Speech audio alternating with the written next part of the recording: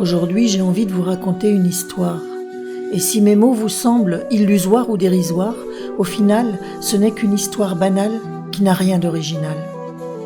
Lorsqu'on est jeune, on rêve d'indépendance. On manque d'expérience, mais on a le cœur plein d'espérance.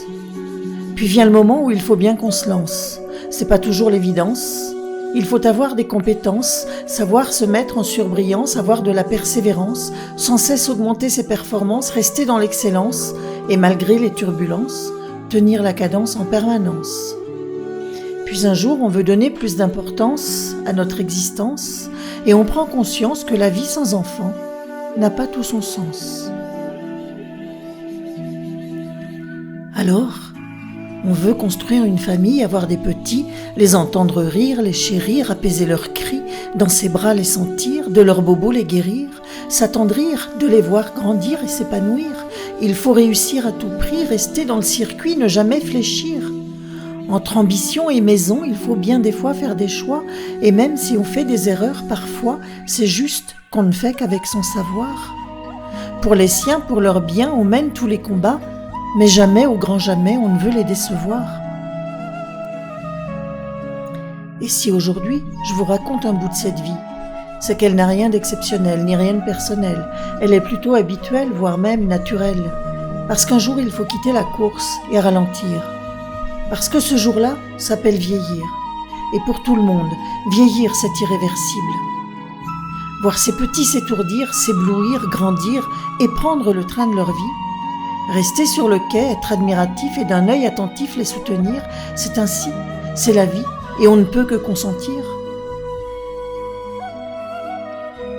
Et si parfois vieillir c'est difficile, c'est bien que ce mot s'inflige après une vie de vertige, qu'il nous afflige de ne plus être prodige, qu'il nous fige dans l'amnésie comme un vestige en péril. Et si parfois vieillir c'est un peu s'aigrir, c'est bien de n'être qu'oubli est source d'ennui, parce que les vieux, comme des objets du déni, ne sont plus rien d'autre que fragiles et inutiles, et parce que dans leur exil indocile qui les horripile, le soleil brille, comme au premier matin d'avril. Et parce que vieillir, c'est infaillible, mieux vaut garder les vieux le plus possible dans l'invisible.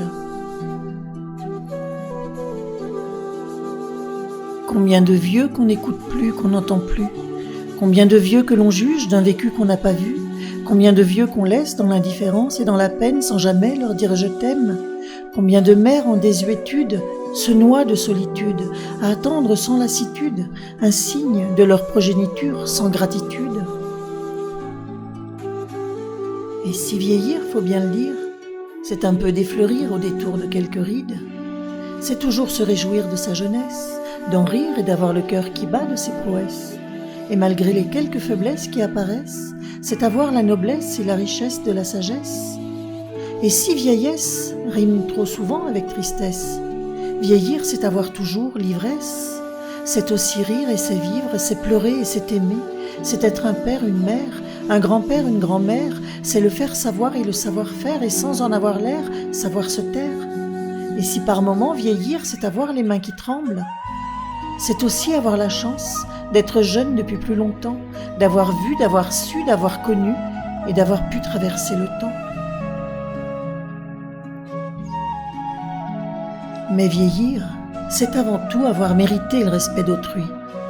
Alors aujourd'hui, pour tous ceux qui restent dans l'oubli, j'ai pris mon crayon et à ma façon, comme le dit la chanson, j'ai écrit ces quelques mots. Pour les 9 mois d'attente et quelques heures de souffrance, cadeau. Pour tout l'amour, la tendresse, les câlins, cadeau. Pour les nuits sans sommeil, pour tous les Noëls et les sapins, cadeau. Pour les tours de manège, les anniversaires et les copains, cadeau. Et quand on fait le tour d'une vie, le total de tous les cadeaux, c'est un cœur rempli d'amour.